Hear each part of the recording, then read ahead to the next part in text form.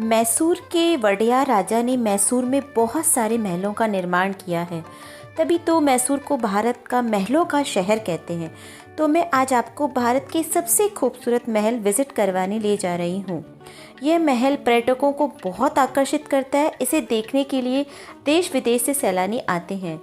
इस महल को अम्बा विलास महल के नाम से भी जाना जाता है।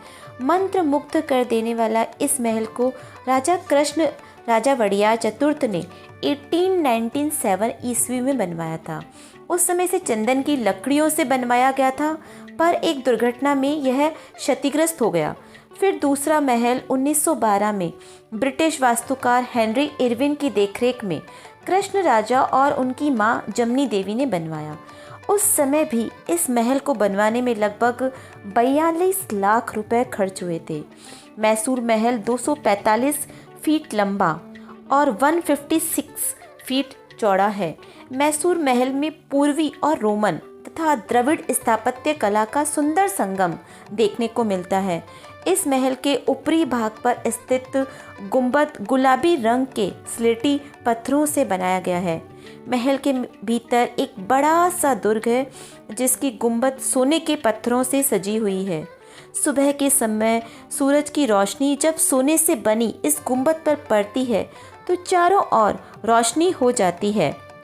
महल के प्रवेश द्वार को एक भव्य मेहराब से सजाया गया है, जो फूलों और रोशनी से बना हुआ है। फर्श रंगीन कालीनों से ढके हुए हैं। मैसूर महल के भीतर एक विशाल कक्ष है। इस कक्ष में अनेक स्तंभ थोड़ी थोड़ी दूरी पर बनाए हुए हैं। प्रत्येक खंभे पर और छत पर सुंदर नक्काशी की गई है। यह कक्ष देखने में अत्यंत भव्य और खूबसूरत है। कक्ष की दीवारों पर अनेक चित्र विवरण के साथ लगे हुए हैं। इन चित्रों को प्रसिद्ध चित्रकार राजा रवि वर्मा ने बनाया था। मैसूर महल के जो फर्स्ट फ्लोर है, पहला तल है, वो पूजा का स्थान है। यहाँ पर अनेक देवी देवताओं के चित्र लगे हुए हैं। इस पूरे मैसूर पैलेस में वर्तमान में करीब 97,000 बल्ब लगे हुए हैं। हर साल दशहरे का त्योहार पर विशेष सजावट की जाती है। 97,000 बल्ब जलते ही यह महल रात को अत्यंत ही भव्य व विस्मित करने वाला प्रतीत होता है। महल में 19वीं और 20वीं सदी की शुरुआत के समय की गुड़ियों का संग्रह भी है। मैसूर महल में राजाओं के लिए दीवाने खास और जनता के लिए दीवाने आम कक्ष बनाए गए हैं। महल के भीतर मुख्य भवन और बगीचा भी बनाया गया है। महल में महाराजा, महारानी और युवराज के लिए 3 सोने के सिंहासन भी बने हुए हैं। मैसूर महल में 7 तोपें रखी हुई है। इनमें दशहरे के शुरू और समाप्त होने पर दागा जाता है। इसके अलावा महल के तहखाने में कई गुप्त सुरंगें हैं। मैसूर पैलेस आज राष्ट्र की अनमोल संपत्तियों में से एक है तथा ताजमहल के बाद सबसे ज़्यादा पर्यटक यहीं आते हैं। आकर्षक ढंग से अलंकृत और बारीक तराशे हुए दरवाजे तथा स्तंभ और कई अन्य अलंकरण राजघरानाओं की विपुल जीवन शैली का एक विचार देते हुए हमें मंत्र मुग्ध कर देते हैं। महल में प्रदर्शित शाही कपड़े, स्मृति चिन्ह, संगीत वाद्य यंत्र, हथियार आदि देखने को मिलते हैं। 14वीं शताब्दी से लेकर 1953 तक विभिन्न समय में बने महल में 12 हिंदू मंदिर हैं। यहाँ का साउंड और लाइट शो देखने लायक है। मुझे यहाँ बने तेल चित्रों यानी कि ऑयल पेंटिंग्स ने बहुत ही प्रभावित किया। राजा रवि वर्मा द्वारा सीता स्वयंवर का चित्रण, देवी की 8 रूपों का चित्रण, इतनी बारीकी से की गई कारीगरी और सही रंगों का संयोजन कारीगरों की निपुणता को दर्शाता है। मैसूर पैलेस जरूर प्रत्येक भारतीय को विजिट करना चाहिए। इसकी रूपरेखा और सुंदरता आज भी मेरे मस्तिष्क में बसी हुई है। इतना बड़ा और आलीशान महल आपने पहले कभी नहीं देखा होगा।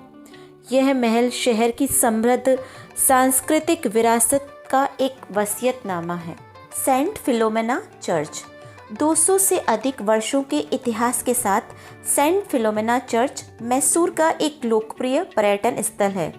सिर्फ मैसूर ही नहीं, यह चर्च पूरे कर्नाटक राज्य में एक फेमस चर्च है, क्योंकि यह एशिया के दूसरे सबसे ऊंची चर्च के रूप में मान्यता प्राप्त है। इस चर्च को शहीद सेंट फिलोमेना को श्रद्धांजलि देने के लिए बनाया गया था। यह चर्च शाम के समय में तो और भी ज़्यादा खूबसूरत लगती है। इस चर्च में 54 मीटर ऊंचे 2 टावर बने हुए हैं जो देखने में आकर्षक हैं। इस चर्च को नियो गोथिक वास्तुकला में बनवाया गया है। यहाँ पर बनी ग्लास पेंटिंग में हम ईसा मसीह के पूरे जीवन काल को देख सकते हैं। यह चर्च देखने में एकदम न्यूयॉर्क के सेंट पैट्रिक चर्च जैसा दिखाई देता है। मैसूर का मेरा विज़िट तो शॉर्ट ही था। इसके अलावा भी कई पर्यटक स्थल हैं मैसूर शहर में। मैसूर अपनी रेशम की साड़ियों के लिए दुनिया भर में प्रसिद्ध है। मैसूर सिल्क साड़ी अपनी जटिल डिज़ाइन, गुणवत्ता, कोमलता और चमक के लिए जानी जाती है। मैंने भी ढेर सारी साड़ियों की शॉपिंग की। मैसूर चंदन के लिए भी प्रसिद्ध है। मैसूर सैंडल सोप तो आपने सुना ही होगा। यहाँ का चंदन क्वालिटी और खुशबू के लिए जाना जाता है। मैसूर सिटी योग का भी एक प्रमुख केंद्र है और कई योग केंद्रों और आश्रमों का घर है। यह शहर अपनी पारंपरिक योग प्रथाओं के लिए भी जाना जाता है। मैसूर का हस्तशिल्प, जिसमें कि लकड़ी की नक्काशी, हाथी दांत की नक्काशी और धातु का काम बहुत फेमस है।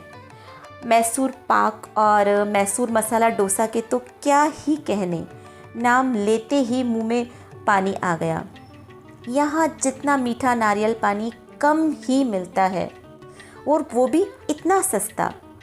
कुल मिलाकर मैसूर एक ऐसा शहर है जो अपने समृद्ध इतिहास, आश्चर्यजनक वास्तुकला और सुंदर प्राकृतिक परिवेश के लिए हर पर्यटक को लुभाता है।